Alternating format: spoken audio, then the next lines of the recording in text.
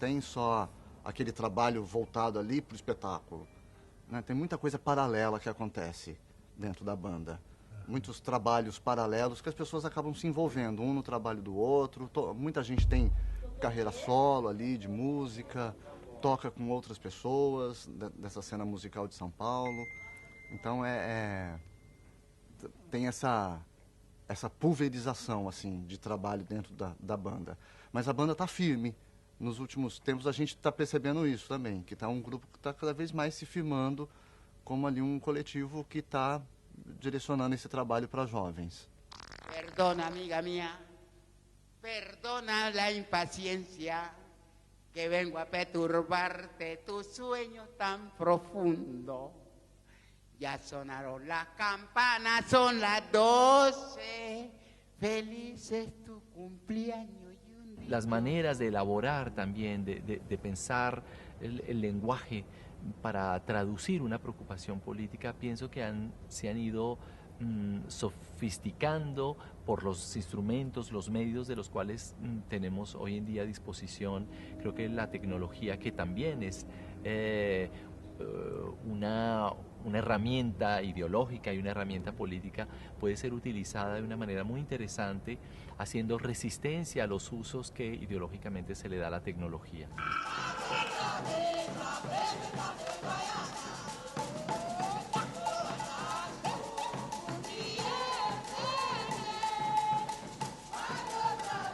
A gente brinca de falar que a gente faz circo dramático, que na verdade é só a brincadeira lúdica de estar usando, por exemplo, a perna de pau. A perna de pau é um elemento circense, mas é um elemento, na verdade, que era usado pelos saltimbancos, pelo teatro medieval, né, pelo teatro que desde que ele existiu. Los crímenes de guerra en el Perú durante 10 años de violencia interna. Y entonces empezamos a ver que teníamos por un lado una cultura popular, fiestas tradicionales extraordinarias, ¿no? Con más de 700 danzas enmascaradas. Entonces Yuyascani empieza a beber de la teatralidad de las fiestas populares. Y por otro lado, teníamos o nos sentíamos herederos de los maestros más importantes del teatro occidental.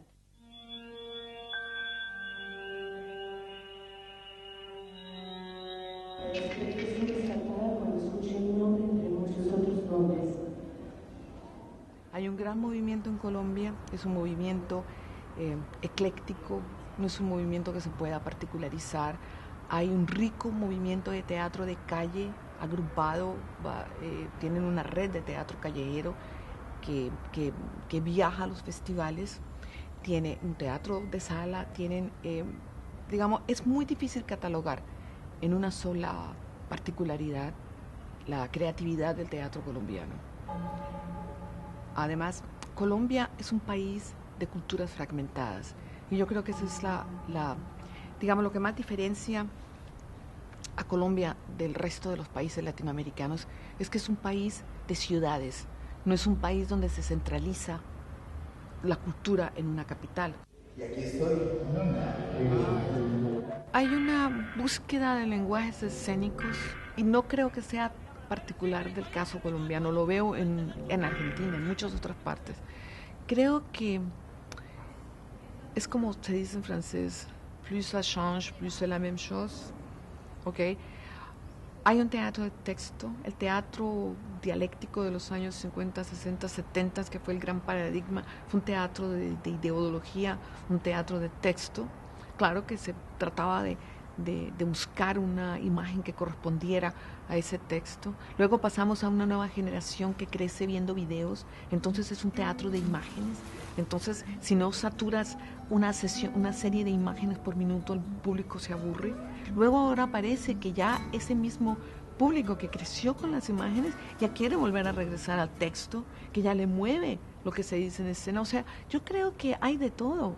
Hay grupos, Mapa Teatro, por ejemplo, es un grupo que siempre se ha caracterizado por su búsqueda de lenguaje teatral, que es innovador, que no tiene miedo a enfrentarse, a buscar cosas novedosas, a salir de lo común, a traer al teatro experiencias diferentes. El caso de la producción de dramaturgia en México y de creación de grupo y demás es muy distinto que en el resto de Latinoamérica. Es un fenómeno que se cocina aparte. Lo que ocurre actualmente es que no hay tendencias que nos unan, es decir, cada director o cada grupo decide su estética, muy distinto. A mí me gusta esta situación actual. Lo que extraño un poco sí es que se haya perdido el sentido comunitario. Es un director que convoca a algunos actores que van a trabajar unos cuantos meses, van a presentar una obra y mientras tanto los actores en ese proceso ya están pensando en qué otro proyecto van a entrar porque saben que es muy volátil, esto se va a terminar pronto. Entonces, esta cuestión de lograr un lenguaje, una especialización en conjunto se pierde. Lo que hemos logrado en esta compañía Teatro de Ciertos Habitantes es que cada quien resuelva su vida para que le dé prioridad al trabajo en común.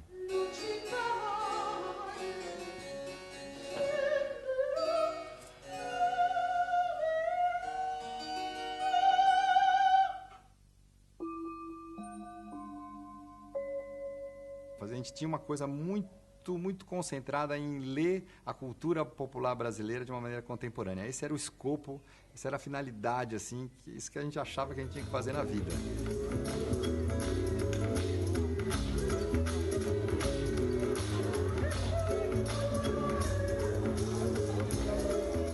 A gente já visitou 21 países nesses 26 anos.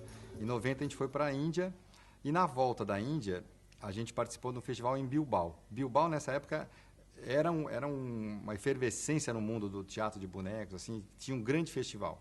Aquilo ali, ele faz uma reviravolta na nossa cabeça, completa, assim, ali, a gente percebe que ali é um momento divisor de águas totalmente na nossa vida, no sentido da ampliação dos temas.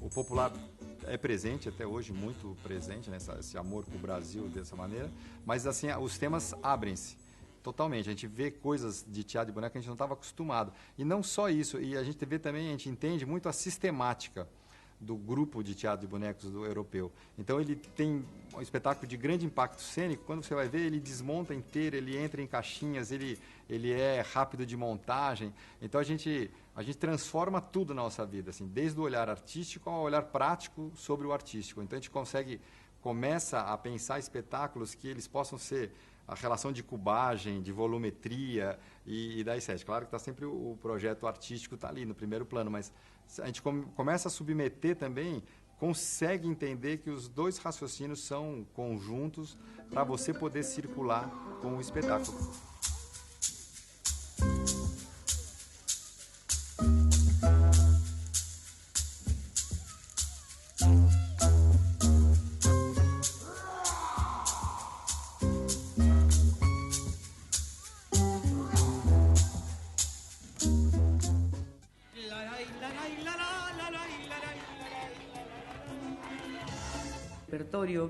Cada espectáculo creo que habla sensiblemente del momento histórico que hemos vivido.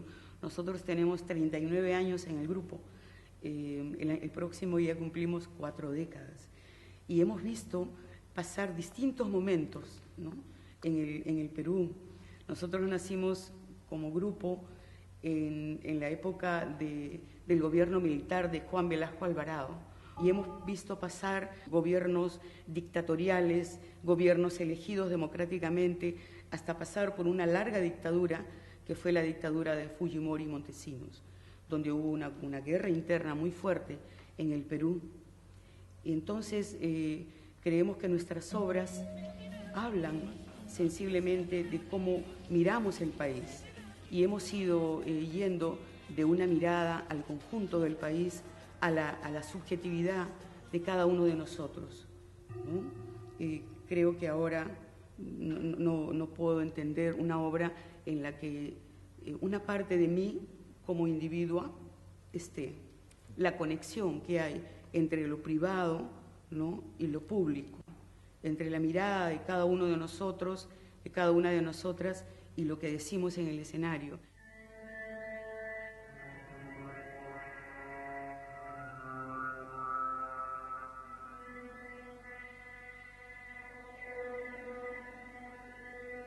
diría que a lo largo de todos estos años hemos pasado por diferentes momentos de entrenamiento y del laboratorio y búsqueda para actores y actrices dentro del grupo, ¿no? Hemos tenido una etapa muy importante en donde decidimos trabajar para espacios abiertos, no convencionales, ir a los atros de iglesias, a las plazas, a las canchitas deportivas de los colegios. Entonces, en esa etapa fue el momento en que hablamos de la actriz y del actor múltiple. Entonces, cada uno de nosotros se abocó a estudiar instrumentos musicales, danzas, a utilizar máscaras. En ese primer momento, este actor, esta actriz que empieza a crear, que pone todo sobre su cuerpo, que pone vestuarios escenográficos, instrumentos musicales, máscaras y que toma el espacio. Entonces es un momento muy importante para nosotros. Luego hay una segunda etapa, en donde, como dijo Rebeca, en toda esta época de la dictadura, 10 largos años de momentos de mucha violencia, el grupo empieza a hacer trabajo fundamentalmente en la casa del grupo. Entonces, allí empezamos a investigar otros elementos. Si bien en la calle se necesitaba una presencia muy fuerte, una presencia de un actor, de una actriz guerrera que tomaba el espacio con voz fuerte, con acciones muy concretas, en la sala teníamos otras posibilidades de indagar, por ejemplo, lo lento, lo suave, lo continuo, lo circular, el desequilibrio. Y también entramos a una etapa en donde empezamos a hablar de un actor y actriz integral.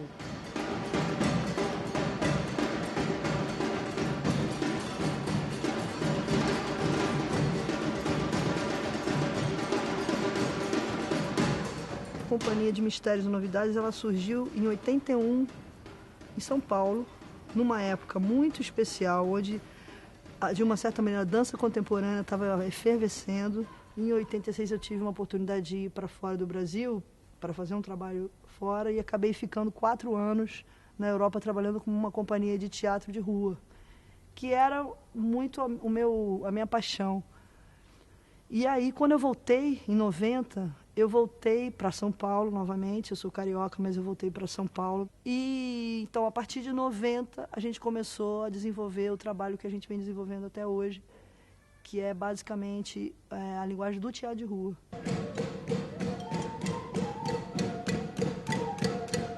Em 2000 eu fui para o Rio e a minha companhia ficou dividida. Tinha gente em São Paulo e eu comecei a trabalhar com pessoas no Rio. E a gente conseguiu criar uma dinâmica onde a gente trabalhava com a galera de São Paulo e a galera do Rio, juntava, a gente desenvolvia os processos todos, as montagens todas entre o Rio e São Paulo, e a gente está sobrevivendo até hoje com essa dinâmica. E daí a gente conseguiu comprar o nosso espaço. Então agora a gente tem um espaço na zona portuária do Rio, desenvolve esse trabalho que hoje apresentamos aqui com alunos, são aprendizes, são garotos, jovens que estão há 2 anos e meio com a gente e que são pessoas de vários lugares do Rio de Janeiro, de periferia, do centro da cidade, da Zona Norte e da Zona Portuária e também da Zona Sul. Minha escola primeira, com 17 anos, foi o trabalho com dança. E a partir daí eu comecei a abrir o leque das possibilidades com as artes, com Hélio Oschbauer, que foi meu mestre também e é até hoje. Falando da linguagem em si, e sempre foi um caldeirão de informações vindas de vários segmentos. E isso foi me dando uma formação, se a gente pode chamar de formação, porque isso não é uma formação, a gente está sempre em formação, né? A gente está sempre aprendendo e sempre estudando. Eu acho que teatro é uma coisa que você vai estudar a vida inteira. Em rimas e poesia, a minha pessoa revela de tudo que Deus fez. Se eu vou usar a perna de pau, eu tenho que ir até o fundo, todas as possibilidades que essa perna de pau pode me dar. Eu tenho que usar tudo que eu puder. E se eu vou falar um texto, eu tenho que trabalhar o texto com todas as possibilidades que o texto me dá. Então, assim, eu acho que a gente está sempre em busca de um teatro mais essencial. E o teatro de rua, de uma certa maneira, nos provoca, nos coloca numa situação que é estar inteiro.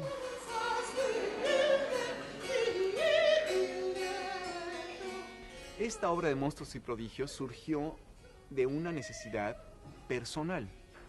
Javier Medina, el sopranista de la obra, tiene voz natural de sopranista porque tuvo una enfermedad a los 11 años que le hizo una inhibición hormonal que le conservó la garganta como a un niño. Entonces de ahí nació la necesidad de investigar qué sucedía con él y cómo utilizar sus recursos como artista, y empezamos a encontrar esta historia fascinante de los castrados. Y decidimos hacer este espectáculo. No ha sido como una búsqueda de temas que pudieran ser exitosos o no. Son temas que responden a nuestra necesidad. Y cada vez ha sido más grupal y horizontal. Javier Medina, el sopranista, era parte de este grupo de música antigua que tenía yo. Ars Nova se llamaba el grupo. Nos dedicábamos a cantar música renacentista europea y posteriormente el periodo colonial mexicano, que es muy vasto, una cantidad de música barroca, desconocida y maravillosa. Y bueno, Javier se acercó al grupo, por supuesto por sus características, por su gusto por la música antigua, formó parte del grupo y allí empezamos a ver qué era esto de la historia de los castrados que de alguna manera se unían a su condición vocal. Y empezamos a descubrir estos grandes artistas muy poco conocidos. Y si eran conocidos, mal conocidos, principalmente por la película Farinelli, que hace de este personaje o este gran cantante como un sex symbol actual, ¿no? Fuimos descubriendo que había poco conocimiento sobre estos seres, que su historia era tan vasta que no había más que contarla. Es una historia que en sí ya es una tragedia, no hay que hacerle nada, no había que ficcionar. De tal manera que yo le dije a Jorge Curi que no dialogara, que no hiciera diálogos para esta puesta en escena, sino únicamente una conferencia. Y lo que estamos presentando es una conferencia escenificada. Cualquiera podría tomar el texto y leerlo él solo. Lo que ocurrió es que durante el proceso de ensayos, que fue muy largo, los actores empezaron a tomar los textos que creían les correspondía. De ahí nació la idea de tener un siamés, que uno era más con una mente más racional y otro más intuitivo, y en ocasiones pelearon por los textos, y cuando considerábamos que en realidad el texto podía estar en ambos lo tuvieron. El maestro, que nada más era maestro acompañante, terminó por ser el maestro de capilla. Entonces todo el mundo fue tomando sus textos y así se hizo la escenificación, o se hizo teatral este texto, que es netamente una conferencia.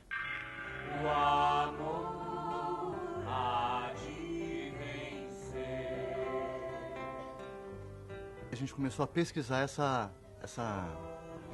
a trabalhar em cima dessa linguagem de juntar música e teatro para a juventude, para crianças e jovens, mas de um jeito que também abrisse para qualquer público. E aí essa brincadeira de pesquisar isso, de juntar, como juntar o teatro e a música, e não fazer simplesmente um musical onde eu estou falando e de repente começa a cantar, né, criar a história cada vez ficar mais consistente dentro dessa linguagem, é a nossa busca, né, a nossa linha. A base da banda Mirim vem lá das Orquídeas do Brasil, um grupo de mulheres que cantava com o Itamar Assunção, que trabalharam com o Romero de Andrade, as Pastorinhas. Elas já se conheciam há muito tempo, foram chamando pessoas, né, agregando pessoas, e aí a banda se formou. Mas foi isso, foi uma junção basicamente musical. E aí eu acho que eu cheguei para dar essa puxada para o teatro, né? Principalmente para o texto, para a dramaturgia, que é onde a banda se firma agora.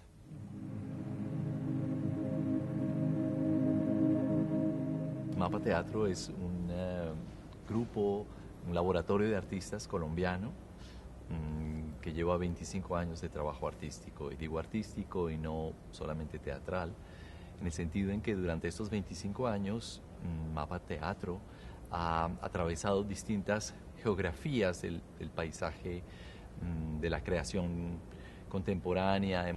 Cada proyecto va involucrando nuevas personas, algunas veces actores, pero otras veces otro tipo de artistas, cineastas o especialistas del sonido, compositores, coreógrafos, cantantes, en fin.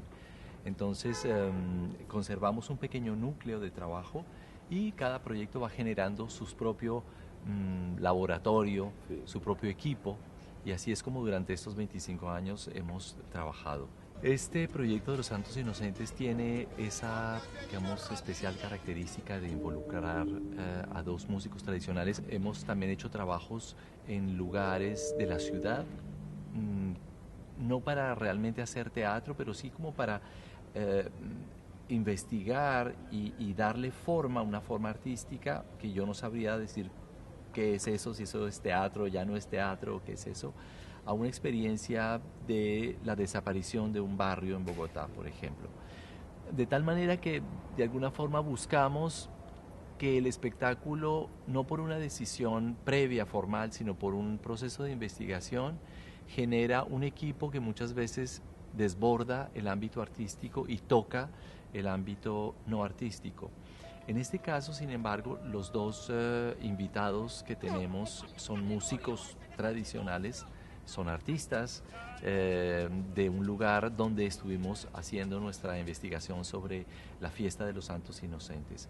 Y llegaron, digamos, al montaje de una manera orgánica, no fue una decisión tampoco previa. Las cosas fueron llegando a medida que íbamos haciendo nuestro proceso de creación y de montaje.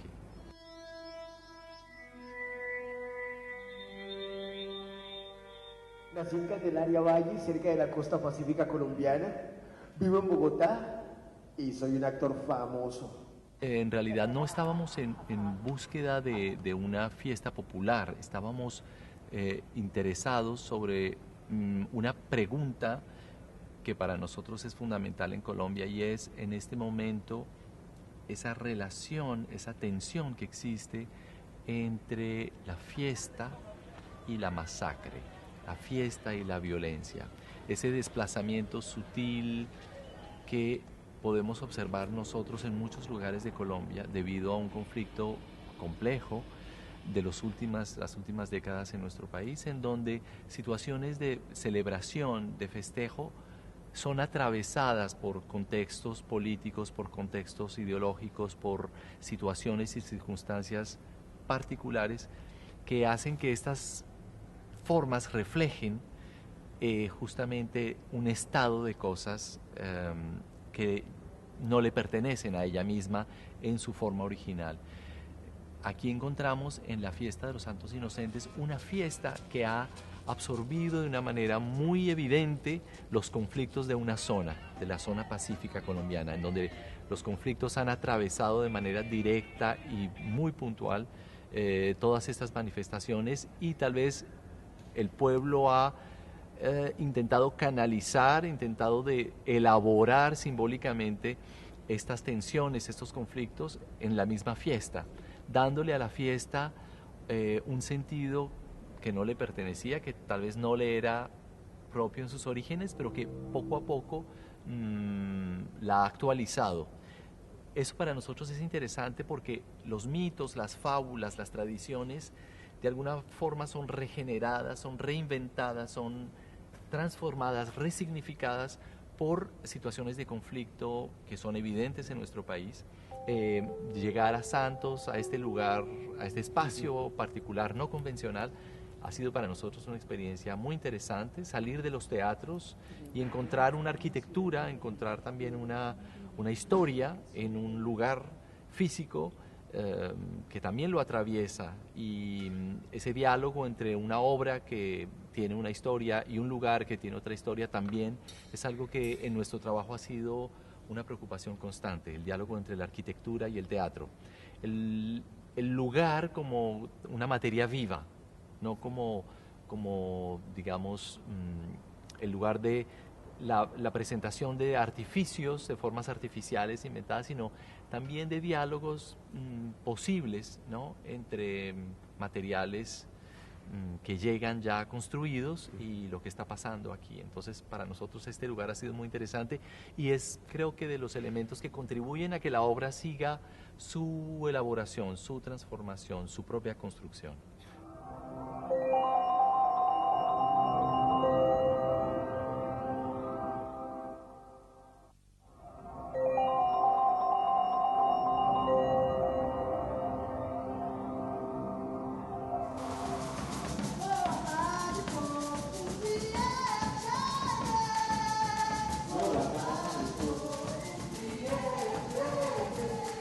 Toda a cultura indígena, cultura negra, cultura europeia, tudo está imbuído aqui no nosso centrinho urbano. É claro que o tempo todo isso está aparecendo, né? Porque os ritmos, as danças, estão todas sempre aparecendo nos espetáculos. Mas a gente não tem a intenção absolutamente de fazer nenhum trabalho de folclore, maravilhoso, os grupos que fazem isso, mas a gente tenta uma leitura sobre isso, né? Porque nós somos pessoas urbanas que estamos aqui, que não somos índios, não estamos lá no Nordeste, no interior, que tem coco presente, firme no pé, né? Mas, ao mesmo tempo, a gente sofre essas influências todas. Então, a ideia é pouco essa alquimia, né? Tudo isso que nós somos, que nós temos dentro da gente, trazer à tona para uma expressão artística onde esse caldeirão de coisas apareçam.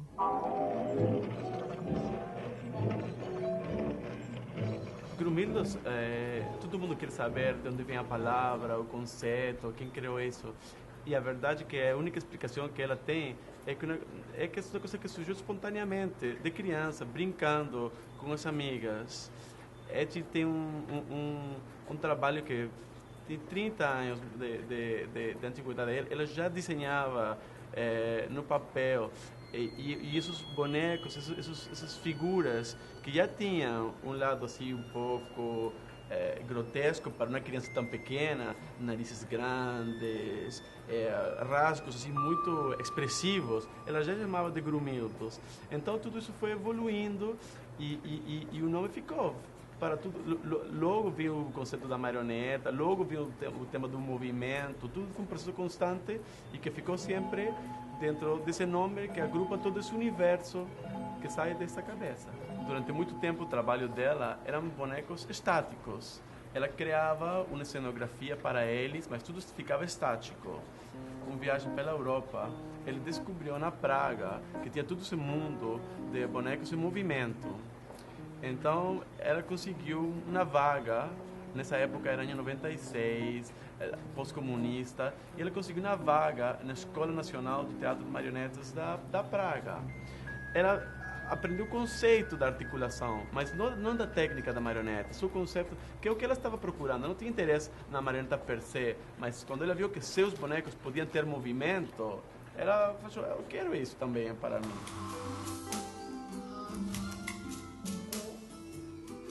Que é um mix ali entre as artes plásticas e as artes cênicas, né? Levado mais profundamente. Então você pode ir para aquilo ali com o intuito de ver uma coisa ligada ao teatro ou ligada às artes plásticas. A gente que é do boneco, a gente tem esses dois mundos na cabeça. Então, ao ver aquilo ali, me encheu de satisfação e ao mesmo tempo me provoca.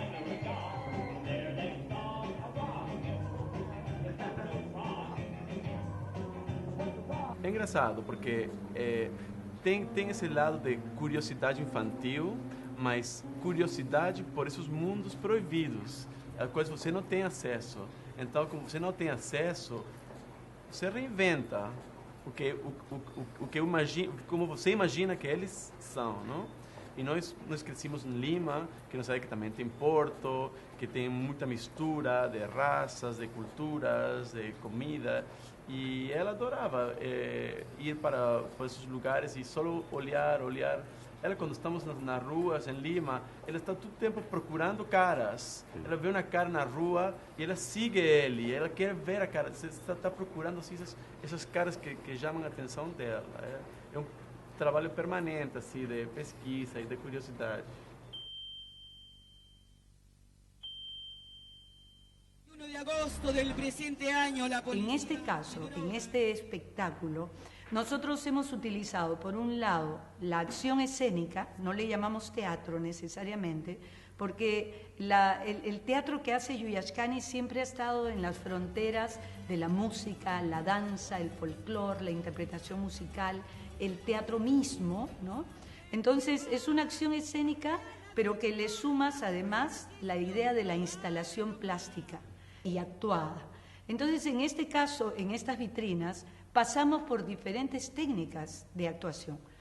Hay momentos donde tú estás representando y estás creando un personaje con un vestuario determinado, pero hay momentos donde tú estás mostrando y hay momentos donde estás demostrando o simplemente estás. Entonces, hay diferentes presencias de la teatralidad del actor y por otro lado hay diferentes temas. Después de esta larga dictadura de Fujimori y Montesinos, se habló de la posibilidad de construir un museo.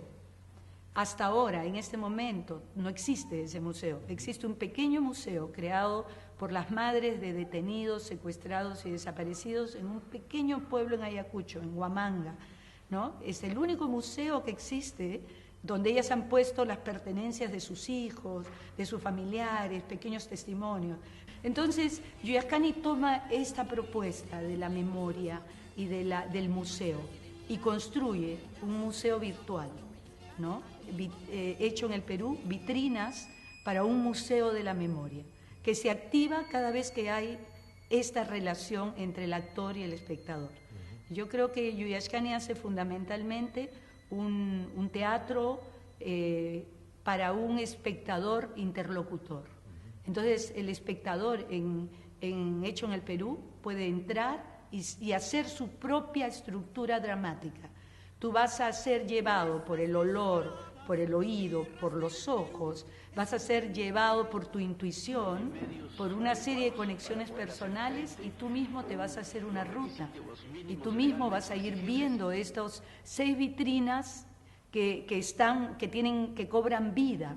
En esta vitrina donde yo trabajo, que se llama Pieles de Mujer, yo tuve la propuesta inicial del director de tomar el tema, los diferentes roles que las mujeres asumieron a lo largo de estos últimos 20 años de violencia en el Perú. En esa vitrina hay una relación y detrás mío hay un video.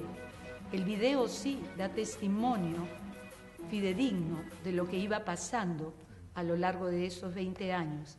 Pero esta presencia mía, que es como asumir por un instante a esta mujer y luego desvestirse y volver a atar la ropa, ¿no? Entonces, esto permite que el espectador, por un lado, se aleje o se identifique o se pregunte, ¿no? En todo caso, está abierta la propuesta totalmente a devolverle la libertad absoluta al espectador para que el espectador se deje llevar por sus sentidos y por su enciclopedia personal. País con vista al mar, agua, luz y teléfono. Y Miguel nos propone a cada uno de nosotros un tema para la vitrina. Propone la vitrina de la mujer, ¿no? La vitrina del migrante. En la época de la guerra interna salieron del Perú más de 1 millón de personas. Propone la vitrina del brichero. Aquí no se conoce mucho ese término, pero es aquel del indígena y que es un brichero, pero es simbólico, ¿no? Porque el indígena de Perú tiene diferentes estatus en la sociedad, ¿no? Es tanto el minero que migra y que se queda en Lima de por siempre porque no puede regresar, es tanto el de una zona en el que está esperando que venga alguien de fuera para poder salir del país a costa de, no sé, hacer favores, es tanto el hombre que llega y hace mucho dinero, y es una cosa, es algo muy complejo, ¿no? Está la vitrina del Dorado, está la vitrina de la religiosidad, y está la vitrina de Montesinos, Fujimori, y está la vitrina de la Madre Patria, Entonces, la propuesta para los de comportamiento escénico era mostrar, ¿no? Muestro cómo me desvisto, me maquillo y me transformo. Y la idea que está detrás de eso es, yo me transformo delante tuyo, entonces tú también te puedes transformar, ¿no? Todos podemos transformarnos como individuos, pero también transformar la realidad en la que estamos viviendo. Em 6 anos de banda, eu fui conhecendo todo mundo e as possibilidades de cada ator e de cada músico com mais profundidade.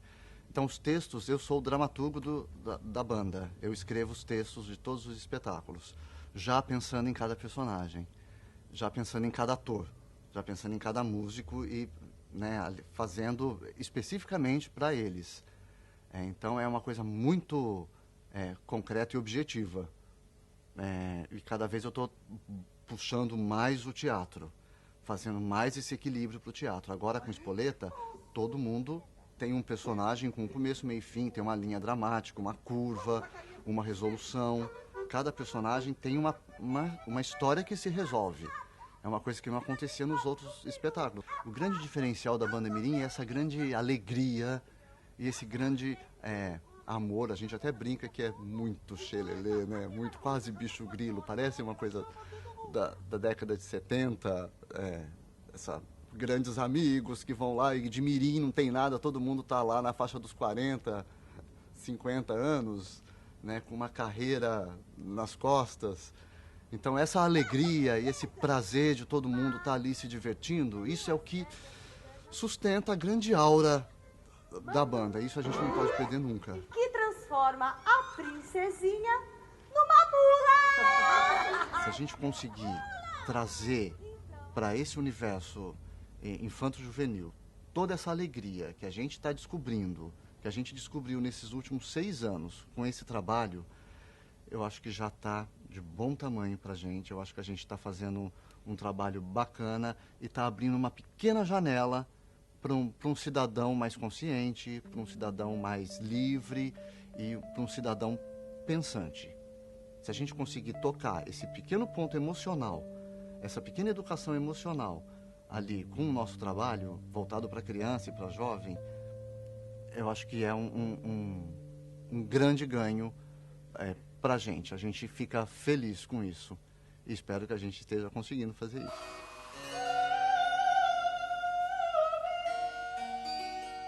Yo dirijo mi propia compañía que se llama Teatro de Ciertos Habitantes, que tiene como base la Ciudad de México. Esta compañía se hizo en el año 97 sin saber que estábamos haciendo una compañía. Yo era el director, 5 actores desconocidos que trabajamos un año entero sobre una escalera, en la escalera del Museo del Carmen en la Ciudad de México, sobre un drama medieval y bueno, trabajamos realmente sobre la piedra. Y bueno, fue un éxito inesperado. No sabíamos que la gente iba a responder así. E inmediatamente vino el segundo trabajo, que es la obra de Monstruos y Prodigios.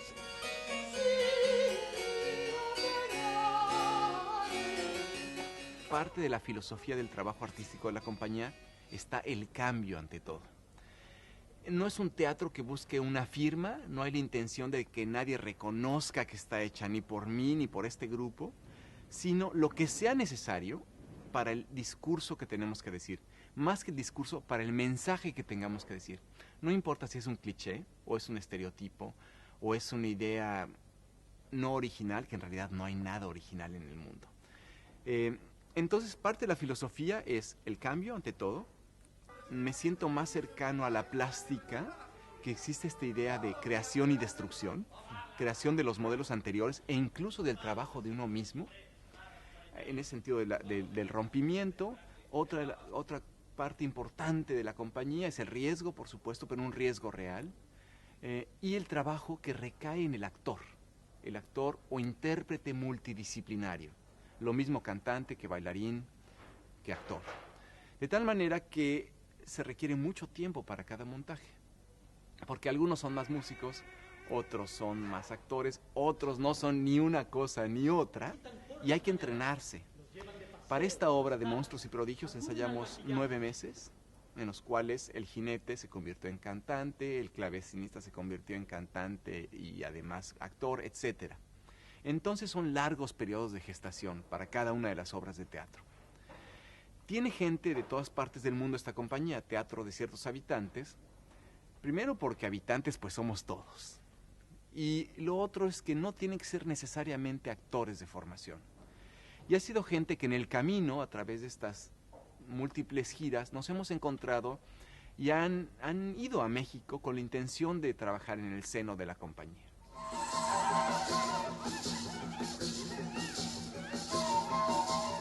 Olho da Rua, nossa primeira incursão adulta, e que já eram temas assim urbanos, seres perdidos, seres assim, essa coisa urbana mesmo. Então já começava a coisa da droga, da prostituição, da sensualidade. A gente já introduz no Olho da Rua, que é de 91.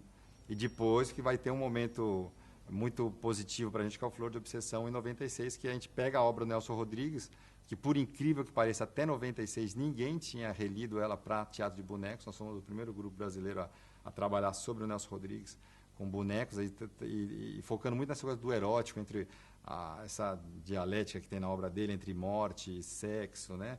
Então a gente se centra muito nisso e começamos um outro processo também que foi muito importante para a gente, foi diretores convidados. Eu e o Beto sempre fomos os detentores assim da linguagem, vamos dizer, da onde a gente queria chegar.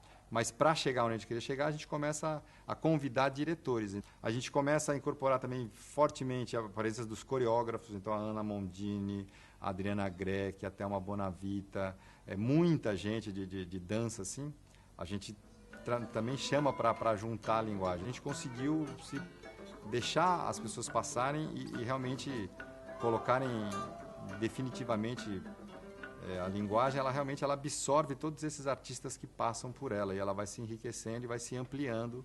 Então, acho que essa é uma das razões da gente conseguir trabalhar com essa temática mais variada.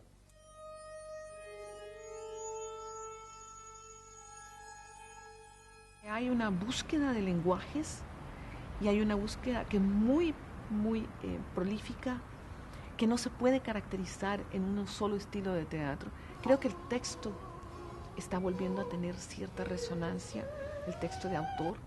O sea, yo creo que todo cabe. En ese sentido, el cliché de la posmodernidad, anything goes, todo cabe, es muy propio de lo que está pasando.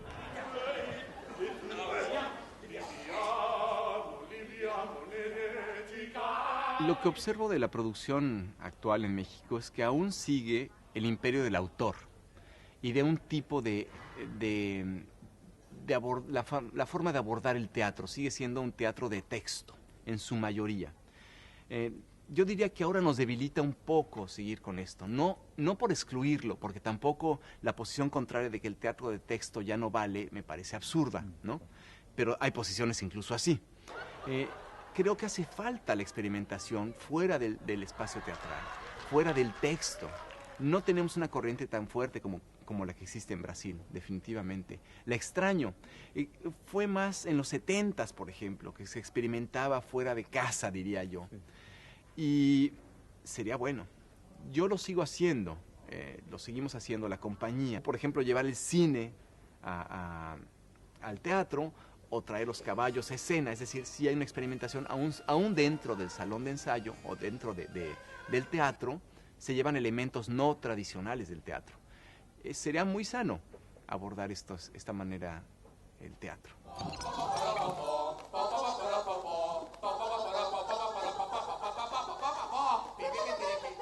Hoje em dia, a sociedade como um todo, ela procura essa troca, né? Já não cabe mais o isolamento, né?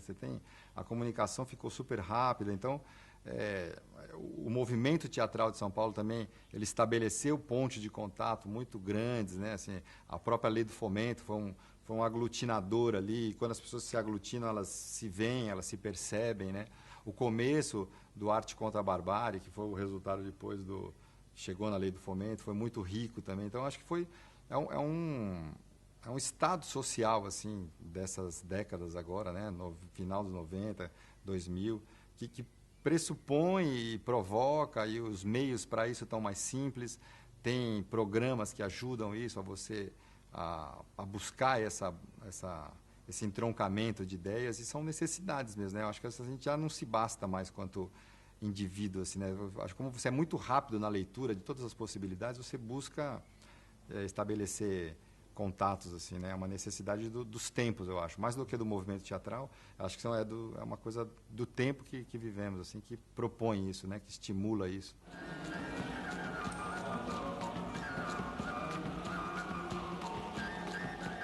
Sobre comportamientos escénicos, ¿no?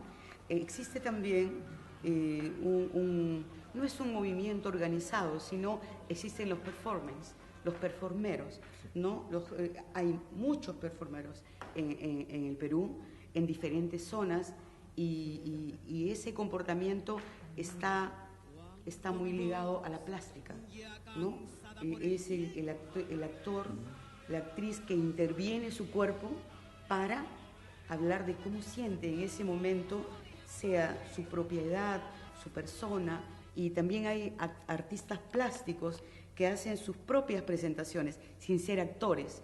Existe todo eso, muchas veces no reconocido oficialmente, no sale eso en los periódicos, pero existe tanto en Lima como en los barrios marginales, como en el interior, como que también los propios sectores populares, cuando quieren hacer una manifestación, se performean el cuerpo, se transforman, y creo que allí también hay un diálogo, ¿no? Subterráneo, hay corrientes que pasan y un alimento mutuo.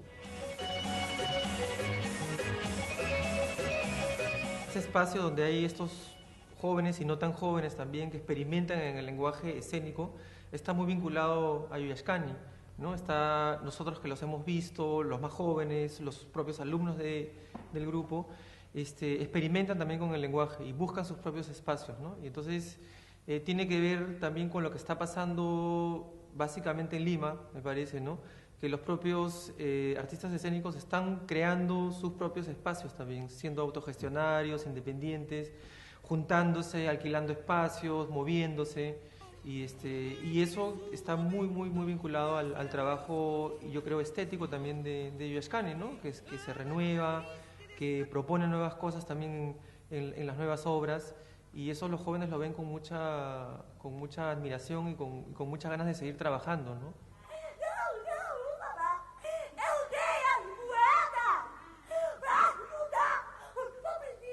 A gente precisa falar na linguagem mecanicista de hoje, precisa falar lá com o computador, da rapidez da TV, do clipe. É isso que sustenta ali ou tem uma coisa mais profunda que não vai se perder nunca, né? Senão a gente não montaria Shakespeare nunca mais, porque ficaria datado, né? Acho que o investimento está no ponto humano, que não vai se perder nunca.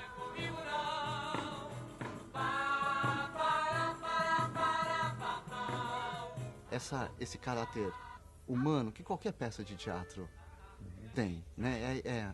Acredito que é isso que mantém viva a linguagem, né? Não é uma coisa da época, uma coisa externa da época. O interessante é cavucar e ir lá no que é humano, que sempre foi humano e que sempre foi a dúvida da criança, ou o prazer da criança, ou o deslumbramento que a criança tem por determinados temas, né? Acho que buscar isso é o mais bacana. Eu acho que assim você busca uma educação emocional, mais importante do que uma educação racional, né? Eu boto muita fé nisso, né? De buscar o que é emocionante para uma criança, emocionante no sentido de tocante, de importante ali na sua vivência. Se você conseguir transformar aquilo dentro de uma história aqui cotidiana, uma história da nossa época, eu acho que já é meio caminho andado, né? E depois o jeito de apresentar isso, né? O respeito pela criança, pela sua capacidade cognitiva, emocional, acho que tem que estar ali. Para las últimas generaciones en el teatro colombiano, la tradición de un teatro político venido de la creación colectiva ha sido un legado importante, un legado complejo, que hemos tenido que reinterpretar, que volver a cuestionar cómo se piensa hoy el teatro y la política. Yo diría que nosotros no hacemos un arte político como tal vez se hizo en los años 60 o 70. Yo diría que hoy nuestro intento es hacer políticamente nuestro arte, lo cual implica como alguna sutileza en la forma en la cual las reflexiones que son de orden político se elaboran, se significan escénicamente, artísticamente. Quiero decir con esto que hay una especie de transposición, de esfuerzo grande que se hace para que una retórica y tal vez un aparato discursivo que fue muy primordial en una época, tenga hoy otras formas de pensarse y de traducirse en la escena. Pienso que ahora no solamente son los resultados los que expresan, digamos, una preocupación política, sino también los procesos de construcción de las obras. Allí nosotros hemos intentado en nuestro trabajo con comunidades no artísticas, por ejemplo, o con lugares, de generar estos laboratorios que son como de comunidades experimentales. Las comunidades experimentales generan espacios y tiempos de una duración limitada en el tiempo para no solamente construir una forma artística a partir de una experiencia colectiva, sino además tal vez de poder cambiar ciertas relaciones de esa misma comunidad durante el proceso de construcción de esa forma que será una forma artística al final.